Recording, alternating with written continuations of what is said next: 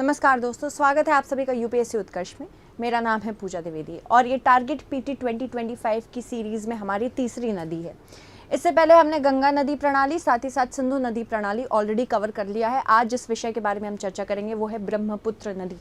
ब्रह्मपुत्र नदी जो कि एशिया महाद्वीप की सबसे लंबी नदी है, ये 3 कंट्रीज से होके गुजरती है। एक तो Tibet autonomous region of China, उसके बाद भारत और फाइनली बांग्लादेश। वहाँ पे ये गंगा नदी से मिलके दुनिया का सबसे बड़ा डेल्टा बनाती हैं जिसका नाम है सुंदरबन डेल्टा। और इसके अलावा ये दुनिया की सबसे बड़ी नदी वाला द्वीप बनाती है, माजुली द्वीप जिसको हम कहते हैं, रिवराइन आइलैंड कहते हैं। तो आज हम ब्रह्मपुत्र नदी के बारे में विस्तृत तौर से चर्चा करेंगे। जो भी आपसे यूपीएससी एवं अन्य पीसीएस में क्वेश्चन अगर आता है उसको आप आसानी से कर लेंगे। तो चलिए शुरू करते हैं ब्रह्मपुत्र नदी के बारे में पढ़ना, जो कि बहुत ज़्यादा इंपॉर्टेंट है। इस पर्टिकुलर मैप में आप देख सकते हैं कि ब्रह्मपुत्र नदी कहाँ से निकल रही है। ये तिब्बत के पठार से यहाँ से निकल रही है। तो सबसे पहले चीज़ तो ये समझना है कि जहाँ से हमारी इंडस नदी निकलती है वहीं से उसी के आसपास से हमारी ब्रह्मपुत्र नदी भी निकलती है। मानसरोवर झील के पास से, मानसरोवर झील के पास से निकलती है। पहली चीज़ तो ये याद रखना है। कहाँ से निकलती है? दूसरी चीज़ तिब्बती पठार से। तिब्बत के पठार से बहुत सारी नदियाँ निकलती हैं और एक ग्लेशियर है जिसका नाम है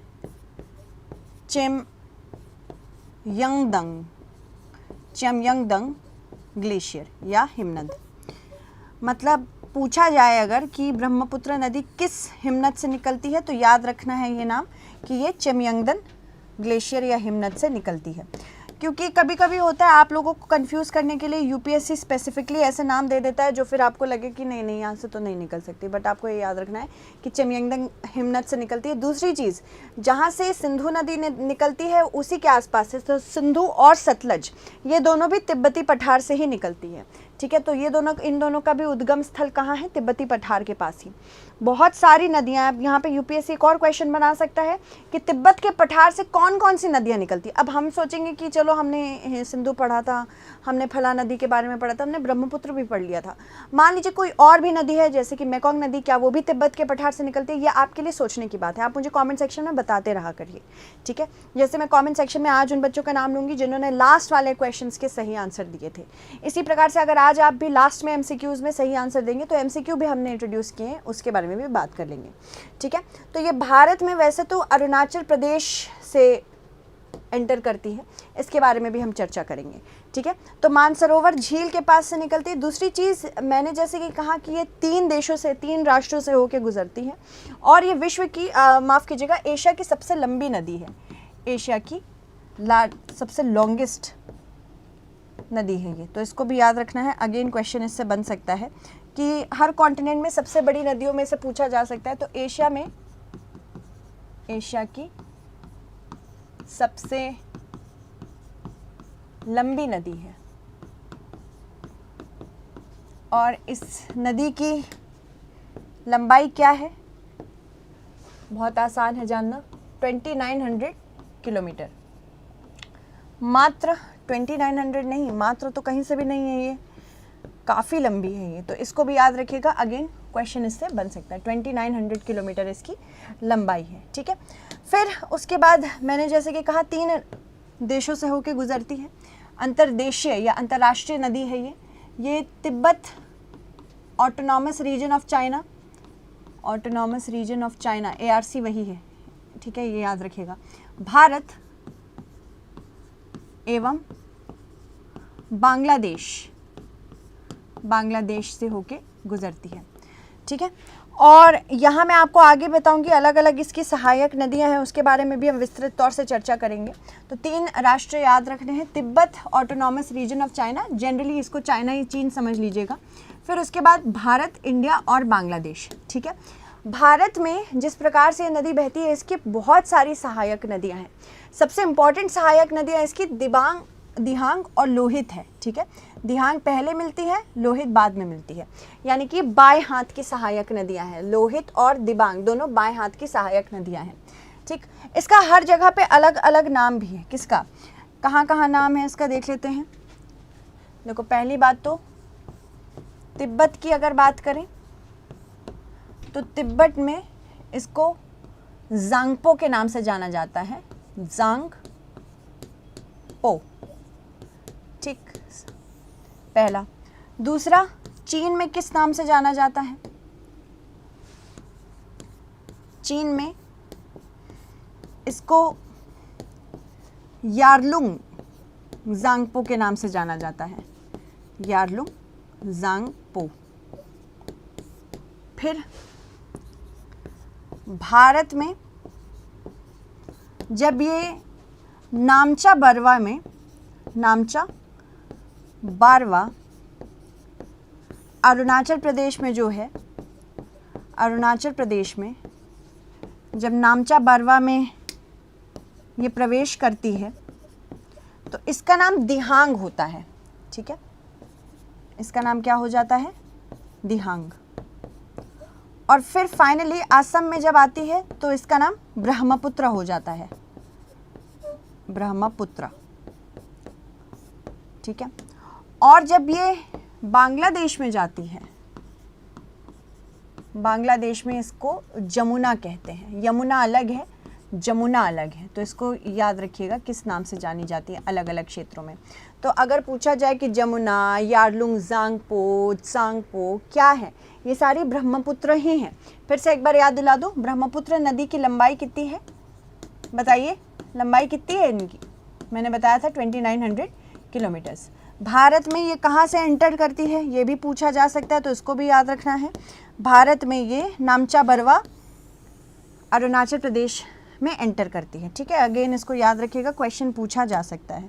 देखो, क्वेश्चन जहाँ से आएगा मैं आपको बीच बीच में बताती जाऊँगी, ताकि लास्ट में आपको मतलब पढ़ के ये लगे कि चलो कुछ तो हमने अच्छा पढ़ा है आज, है ना। अच्छा पढ़ना ज़रूरी है, क्योंकि बाकी सारी चीज़ें तो ठीक है, रट रट के याद कर लोगे, बट समझ में तो आना चाहिए कहाँ से एंटर करती है। नामचा बरवा से एंटर करती है। क्या नाम होता है जब ये नामचा बरवा से एंटर करती है? इसका नाम होता है दिहांग, अरुणाचल प्रदेश में। फिर ये दिबांग और लोहित से जब मिलती है असम में, फिर एंटर करती है, फिर इसका नाम ब्रह्मपुत्र हो जाता है। तो दो चीज़ याद रखनी है कि ये असल में आते ही ब्रह्मपुत्र नहीं हो जाती है कि आ गई तुरंत उसका नाम ब्रह्मपुत्र रख दो, नहीं बेटा। ये किससे किससे मिलती है? दिबांग से मिलती है, दिबांग और लोहित, इन दोनों नदियों से जब मिलती है उसके बाद इसका प्रवाह बढ़ जाता है और फिर ये क्या बन जाती है? फिर ये ब्रह्मपुत्र बन जाती है। ठीक है, ब्रह्मपुत्र बनने के बाद फिर ये बांग्लादेश जाती है, बांग्लादेश में क्या बन जाती है? ये जमुना बन जाती है। तो इस प्रकार से इसके अलग अलग नाम है हर जगह। ठीक है, नाम याद रखिएगा, क्वेश्चन बनता है इससे। फिर अब जैसे कि आप देख सकते हैं कि पर्टिकुलरली मैंने आपको बता दिया दिबांग पहले आती है। कभी कभी क्वेश्चन ये भी बनता है कि कौन सी नदी इसको पहले ज्वाइन करती है। ये दिबांग पहले ज्वाइन करती है, फिर उसके बाद लोहित ज्वाइन करती है। तो पहले दिबांग आएगी, फिर लोहित आएगी। इसके अलावा ये भी जानना है कि अरुणाचल प्रदेश में जब ये वृहद हिमालयों को काट के निकलती है तो एक बड़ा महाखड्ड बनाती है, गॉर्ज बनाती है। इसको हम दिहांग गॉर्ज कहते हैं। तो इसको भी याद रखना है कि ये अरुणाचल प्रदेश में, अरुणाचल प्रदेश में वृहद हिमालय में, वृहद हिमालय में एक महाखड्ड बनाती है या गॉर्ज बनाती है, जिसका नाम क्या है? दिहांग गॉर्ज। ठीक है, तो दिहांग गॉर्ज बनाती है। इसको नाम आप याद रखिएगा कौन सा गॉर्ज बनाती है। उसके बाद असम में जब ये प्रवेश करती है तो विश्व का सबसे बड़ा नदी द्वीप बनाती है, विश्व का सबसे बड़ा नदी द्वीप बनाती है, जिसका नाम क्या है? माजुली, माजुली द्वीप।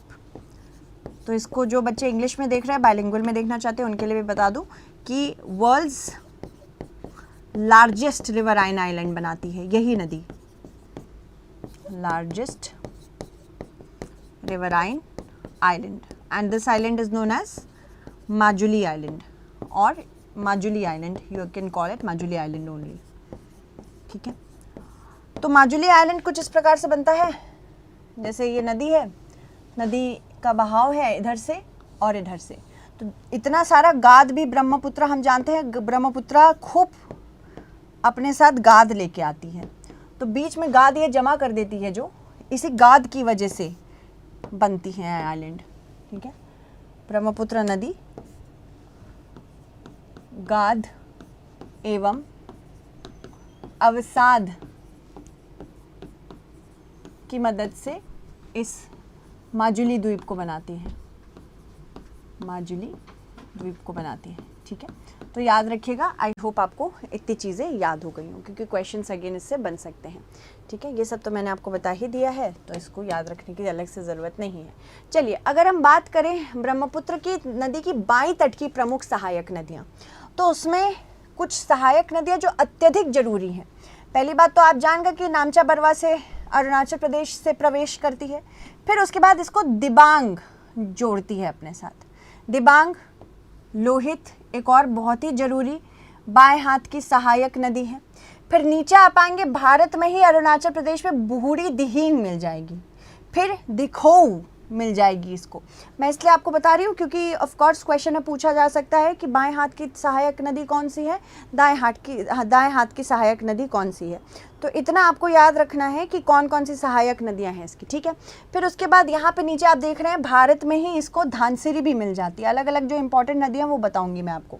यहाँ पे कोपिली मिलती है, कोपिली भी बहुत ज़्यादा जरूरी नदी है इसके लिए, कोपिली भी इसकी इम्पॉर्टेंट रिवर है। ठीक है, तो ये जितनी भी नदी हैं ये बाएं तट की प्रमुख सहायक नदियां हैं। सबसे बारे में जिस बारे में हम चर्चा करेंगे वो है लोहित नदी। यहाँ मैंने आपको लोहित दिखाया था ना, लोहित यहाँ पे ये भी पूर्वी तिब्बती पठार से ही निकलती है। तो कोई भी क्वेश्चन अगर बनता है कि इनमें से कौन सी सहायक नदियाँ पूर्वी तिब्बती पठार से निकलती है, तो लोहित नदी का नाम याद रखना है। मिश्मी पहाड़ियों को काटते हुए निकलती है, ब्रह्मपुत्र को जुड़ती है फिर ये। ठीक है, ये पूर्वी तिब्बत के पठार से निकलती है, तिब्बत के पठार से निकलती है। तो यहाँ पे आपका पूर्वी तिब्बत पठार ये वाला एरिया हो गया। ठीक है, ईस्टर्न टिबेटन प्लेटो। कौन सी नदी की बात कर रहे हैं हम? लोहित नदी की बात कर रहे हैं। ठीक है, तो इसको याद रखिएगा। दूसरी चीज़, लोहित नदी जो है वो एक पहाड़ को काटते हुए निकलती है ब्रह्मपुत्र से मिलने के लिए। मिश्मी नाम सुना होगा, ये मिश्मी को काटते हुए निकलती है, काटते हुए निकलती है, एवं ब्रह्मपुत्र को मिश्मी का पहाड़ियों को निकलती है। जैसे ही निकलती है ब्रह्मपुत्र को ये ज्वाइन कर लेती है। फिर से याद रखना है, ये बाएं तट की प्रमुख सहायक नदियों में से एक आती है। जिस प्रकार के यहाँ जंगल है, उष्णकटिबंधीय और अल्पाइन दोनों, उपोष्णकटिबंधीय और अल्पाइन, किस प्रकार के जंगल पाए जाते हैं, ये भी क्वेश्चन बनता है, बहुत बनता है। ये वनस्पति किस प्रकार की पाई जाती है, इस पर तो बहुत क्वेश्चन एक्सपेक्ट करिए आप।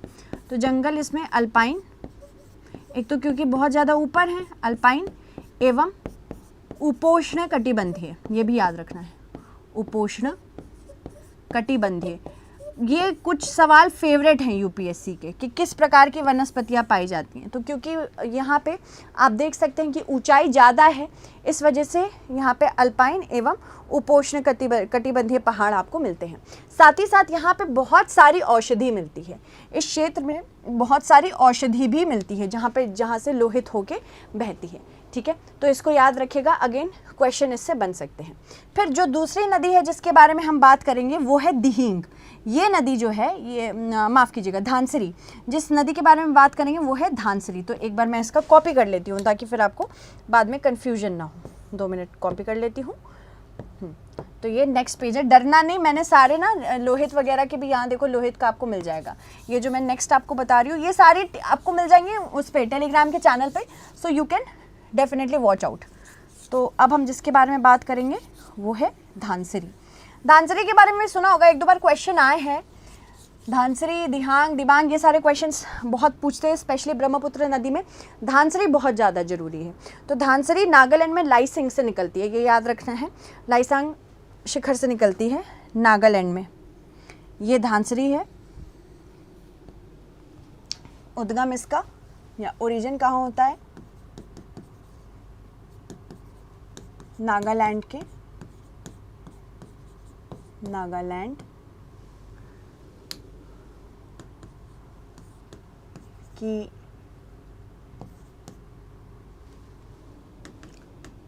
लाइसांग पहाड़ियों से, लाइसांग शिखर से।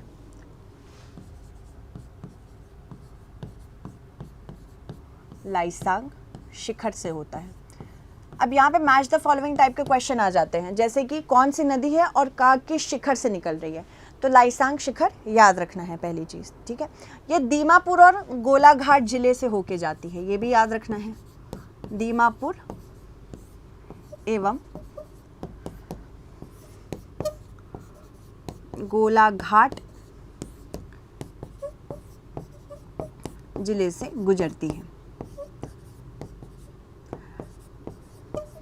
यहाँ पे पूछा जाता है जब कोई नदी, मान लो नदी का नाम नहीं दिया हो, ऑप्शंस में मान लो नदी का नाम दिया हो बट क्वेश्चन में नहीं दिया हो, पूछा जाएगा इनमें से कौन सी ऐसी नदी है जो लाइसांग शिखर से निकलती है, साथ ही साथ ऐसी कौन सी नदी है जो कि दीमापुर एवं गोलाघाट जिले से होके गुजरती है, कौन सी नदी है जो काजीरंगा के पास ब्रह्मपुत्र से मिलती है। यही नदी है धांसरी जो है वो काजीरंगा वन्यजीव अभ्यारण्य के पास, ये याद रखिएगा, बहुत इंपॉर्टेंट क्वेश्चन बन सकता है। वन्यजीव अभ्यारण्य के पास ब्रह्मपुत्रा से मिलती है, ठीक है। ब्रह्मपुत्रा से या ब्रह्मपुत्र से मिलती है। तो एक बहुत ही बढ़िया क्वेश्चन बन सकता है इससे, कि जो मैंने आपको बताया ना, सेंटेंसेस दे सकते हैं और सबसे टेक अवे इसमें से पॉइंट कौन सा है कि किस अभ्यारण्य के पास मिलती है ये, काजीरंगा वन्यजीव अभ्यारण्य के पास कौन सी नदी, धांसरी नदी, ठीक है, याद रखना है, धांसरी नदी मिलती है। कहाँ से निकलती है, नागालैंड से, लाइसांग शिखर से निकलती है। ये सारी चीज़ें ना याद रखनी है, ठीक। तो आई होप आपको ये समझ में आया हो कि किस प्रकार से यहाँ से क्वेश्चंस बन सकते हैं और किस प्रकार से हम आगे बढ़ सकते हैं। तो दो नदियाँ हमने कर ली, एक तो लोहित कर ली और फिर एक हमने धांसरी या धनसरी नदी कर ली। फिर हम दिबांग के बारे में बात करते हैं, ठीक है। दिबांग भी एक अत्यधिक इम्पॉर्टेंट नदी है, सहायक नदी है, तो इसके बारे में भी हम बात करेंगे।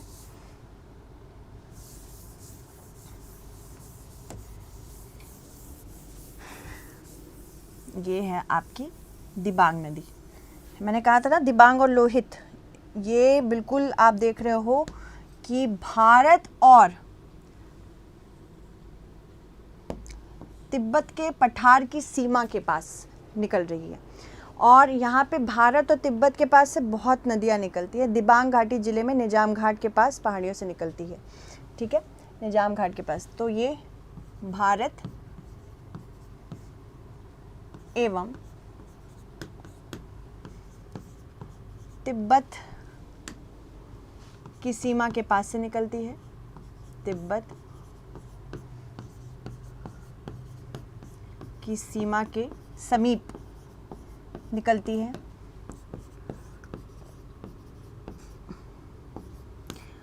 और ये ब्रह्मपुत्र की one of the most significant helpful नदी है, ठीक है, सहायक नदी है, ट्रिब्यूटरी है। साथ ही साथ ये नदी अरुणाचल प्रदेश के निचले दिबांग घाटी जिले में बहती है। दिबांग नदी के ऊपरी भाग में कौन सी पहाड़ियाँ, ये पूछा जा सकता है। तो आप याद रखना है आपको कि दिबांग के ऊपर वाले आसपास के एरिया में यहाँ पे कौन सी होगी, जो लोहित के पास मैंने बताई थी, मिश्मी, मिश्मी पहाड़ियों से होके गुजरती है, पहाड़ियों से गुजरती है। कौन, दिबांग, ठीक है। लास्ट में हम जाके एक बार रिवीजन भी कर लेंगे कि किस तरह से अलग अलग नदियां हैं और किस तरह से आगे बढ़ सकती हैं।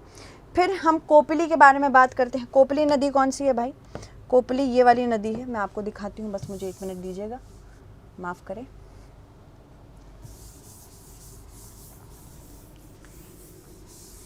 सब कुछ आपको पीडीएफ में मिलेगा, घबराने की ज़रूरत नहीं है, बस आप इधर ध्यान दीजिए, बाकी बाद में देखा जाएगा। मतलब पीडीएफ तो मिलता ही होगा आप लोगों को यूपीएससी के टेलीग्राम चैनल पे। तो ये देखो, ये कोपली नदी निकल रही है, कोपली है ना, और कोपली ब्रह्मपुत्र की, यहाँ आप देख सकते हैं कि one of the most important दाएं तट की सहायक नदी आपको दिख रही होगी, है ना, माफ़ कीजिएगा, बाएं तट की सहायक नदी आपको दिख रही होगी। और ये ब्रह्मपुत्र में दक्षिण में सबसे बड़ी या सबसे इम्पॉर्टेंट एवं सबसे बड़ी सहायक नदी है। तो कोपिली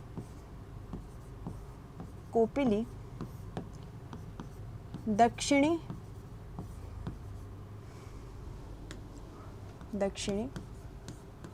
सबसे बड़ी सहायक नदी है, ठीक है। तो ये चीज़ जानना जरूरी है कि सबसे बड़ी सहायक नदी जो दक्षिण के क्षेत्र में कौन सी है, वो यही नदी है, कोपिली। और ये भी याद रखना है, ये एक अंतर्राज्यीय नदी है, मेघालय और असम में बहती है। ये भी याद रखना है, ये कौन कौन से क्षेत्रों में बहती है, मेघालय और असम में, ठीक। तो अंतर्राज्यीय नदी है, कौन कौन से क्षेत्रों में जाती है, असम और मेघालय। अभी हम तीस्ता वगैरह के भी बारे में बात करेंगे। असम और मेघालय 2 इम्पॉर्टेंट स्टेट्स है जहाँ से होके गुजरती है। इसके अलावा यहाँ पे असल में कैरिसा कोपिली एक बहुत इम्पॉर्टेंट वन्यजीव है, इसके बारे में पढ़ते हैं। कैरिसा कोपिली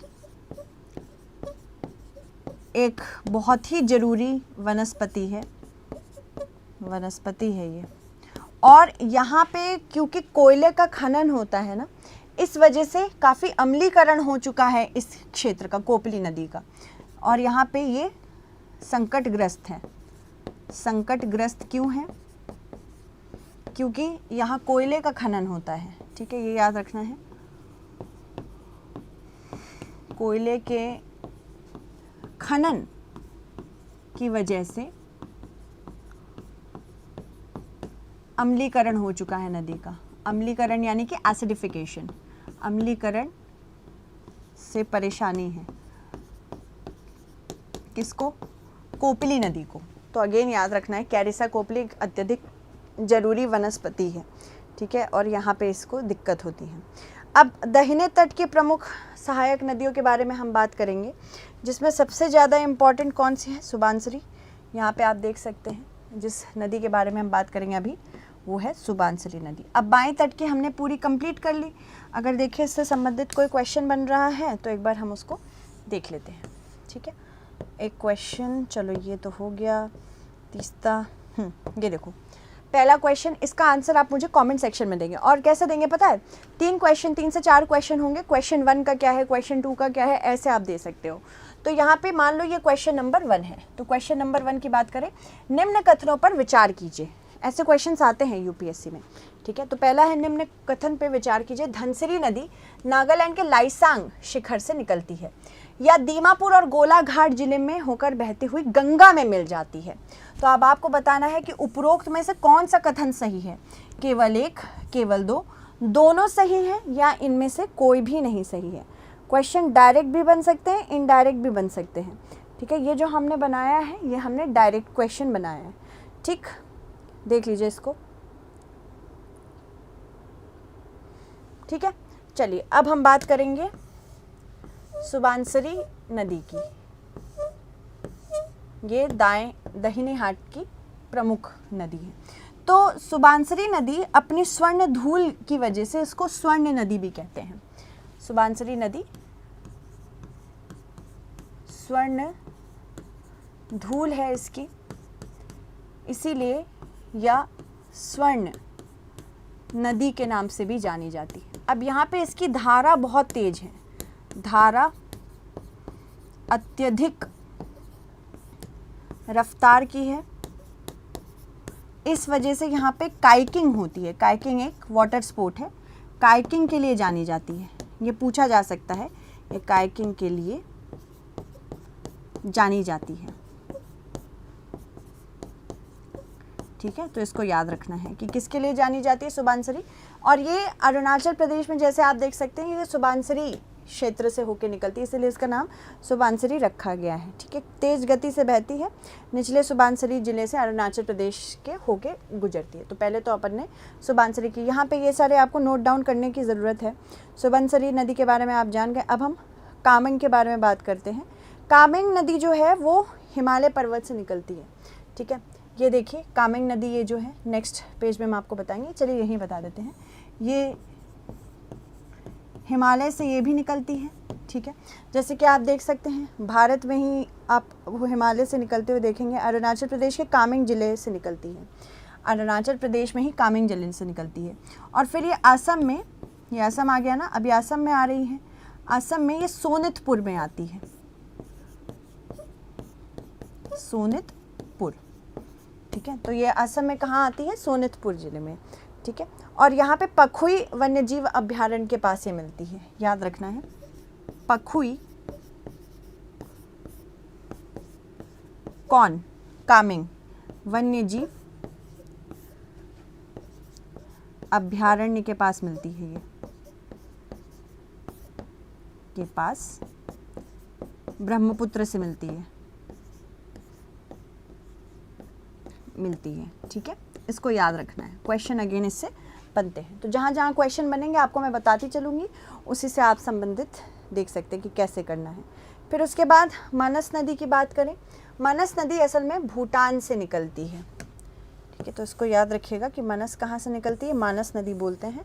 और इसी के ऊपर एक वन्यजीव अभ्यारण्य का भी नाम है, मैं नीचे ले जाके बता देती हूँ इसको, क्योंकि नहीं तो आप लोग कंफ्यूज हो जाएंगे।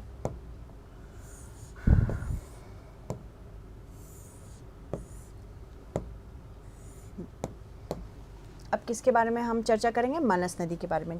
अब पूछा जा सकता है कि इनमें से ऐसी कौन सी नदी है जो भूटान से निकलती है, तो ये याद रखना है। कहाँ, कौन सी है ऐसी नदी? मानस, जो ब्रह्मपुत्र की सहायक नदी है।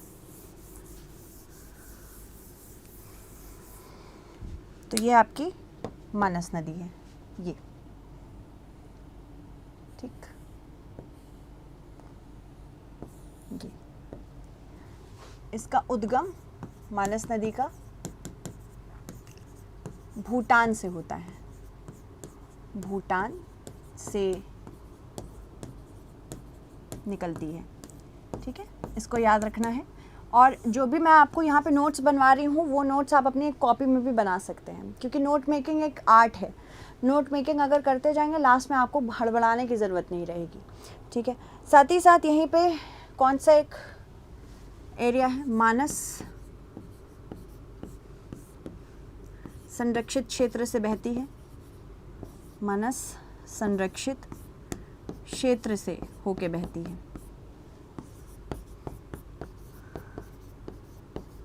साथ ही साथ बनाते चलेंगे नोट्स, तो बाद में आपको दिक्कतें नहीं होंगी। इसके अलावा असल में ये मातुंगरी के पास असम के मैदानों में आ जाती है। यहीं पे मातुंगरी के पास, मातुंगरी के पास असम में मैदानों में आ जाती है। ठीक है, और जैसे ये मातुंगरी के पास आती है, दो शाखाओं में विभाजित हो जाती है। ठीक है, तो जो आपकी दो शाखाएं होती हैं, उसमें से एक का नाम जो पूर्वी शाखा है वो बेखी के नाम से जाना जाता है, पश्चिमी जो है वो मानस के नाम से जाना जाता है। तो यहाँ पे लिख लीजिए कि पूर्वी मातुंगरी के पास विभाजित हो जाती है दो शाखा में। पूर्वी जो शाखा है वो किस नाम से जानी जाती है? बेखी। और जो पश्चिमी शाखा है, वेस्टर्न ब्रांच है या पश्चिमी शाखा कह सकते हैं, वो किसके नाम से जानी जाती है? वही मानस के नाम से जानी जाती है। तो मातुंगरी के पास दो शाखाओं में विभाजित होती है। पूछा जा सकता है कि कहाँ पे दो शाखाओं में विभाजित होती है, तो बता दीजिएगा। फिर उसके बाद ये ब्रह्मपुत्र नदी से जोगी घोपा में मिलती है, ये भी याद रखना है, या जोगी घोपा के पास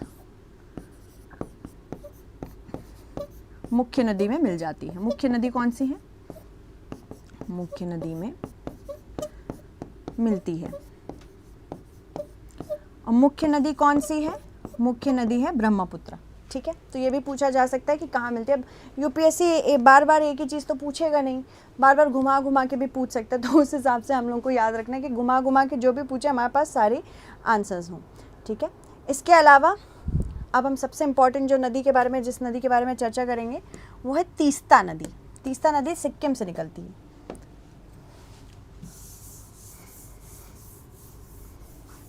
Teesta one of the most important reverse of Brahmaputra.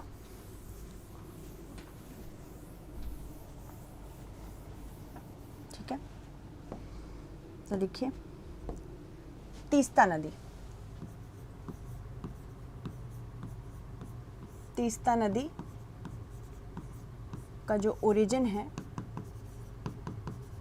वह सिक्किम है।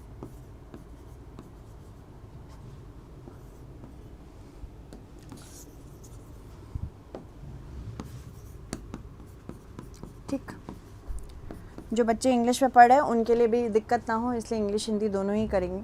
ठीक है, तो सिक्किम में स्थित है, ये याद रखना है।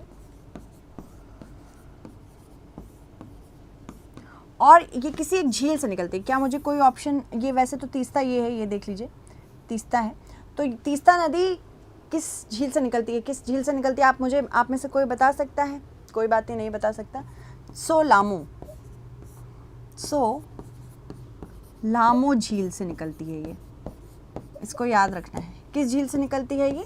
सोलामो झील से निकलती है। इसके अलावा एक प्रमुख सहायक नदी जो तीस्ता की है वो है रंगीत नदी। रंगीत नदी तीस्ता की प्रमुख सहायक नदी है, तो इसको भी याद रखना है। ठीक है, कि प्रमुख सहायक नदी कौन सी है तीस्ता की? रंगीत नदी, और ये त्रिवेणी के पास मिलती है तीस्ता से।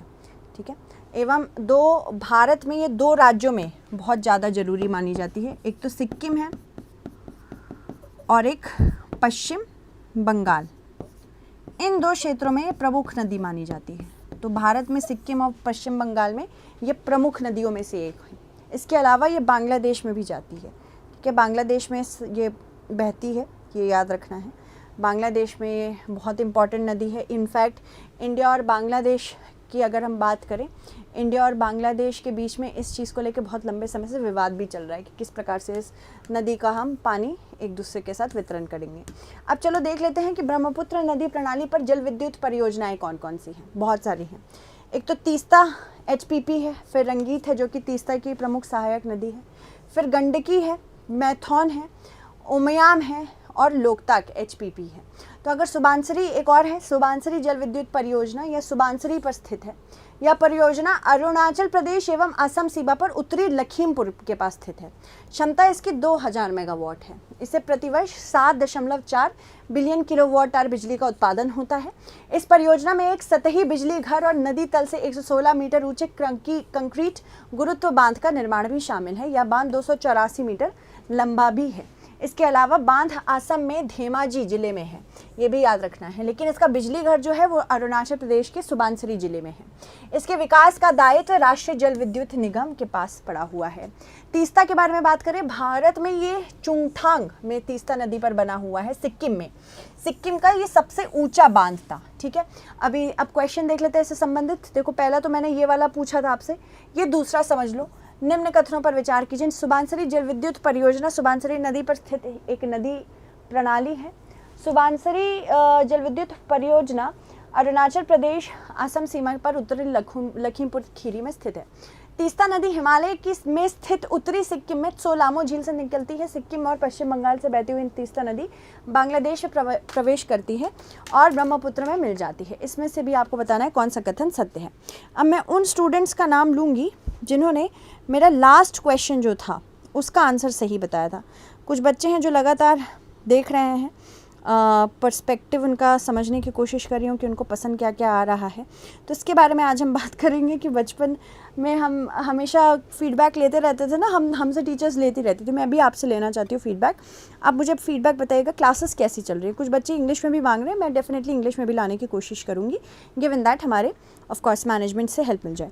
ठीक है, तो सिर्फ और सिर्फ अभी तक हमने देखा है कि माली ने सही आंसर दिया। माली ने सारे 5 क्वेश्चंस का आंसर लास्ट में सही दिया था सिंधु नदी प्रणाली के लिए। इससे पहले जो मैंने पूछा था that was with respect to Ganga, ठीक है। तो गंगा में भी माली ने दिया था, तन्वी ने भी आंसर दिया था। तो thank you so much everyone, इसके आंसर्स भी सही आपको देने हैं। और साथ ही साथ ये याद रखिएगा कि हमारे जो अच्छा सॉरी 2 और है बच्चे, 2 और क्वेश्चन हैं। I am so sorry. जितना आप प्रैक्टिस करोगे उतना अच्छा।